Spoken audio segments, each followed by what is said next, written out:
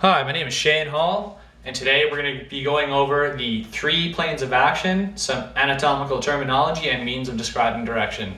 Let's get started. First, we have the sagittal plane, which, if you could imagine, splits the body equally into left and right sides. Movement in this plane looks like this.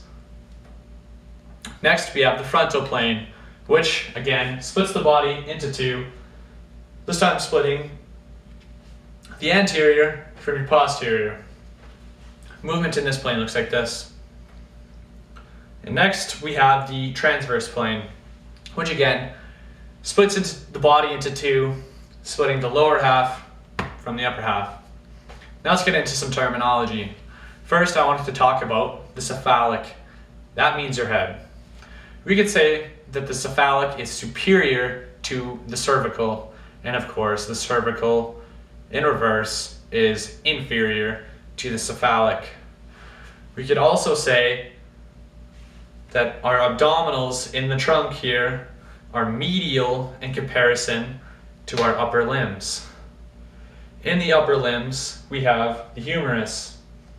You could say that the humerus is proximal in comparison to the radius and the ulna, but you could also say that the phalanges are distal, meaning farther away from the attachment of the limb in comparison to the carpal. Now let's get on to the lower limbs. In the lower limbs, we can see here that we have a pedal. You could say that my paddle or my legs are consolateral to each other. This means that they are on the opposite side of the midline from each other. Next, I wanted to talk about our intestines. You could say that our intestines are ventral in comparison to our legs.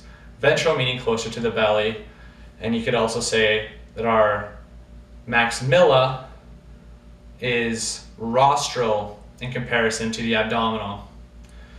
I hope I didn't miss anything. Have a good day.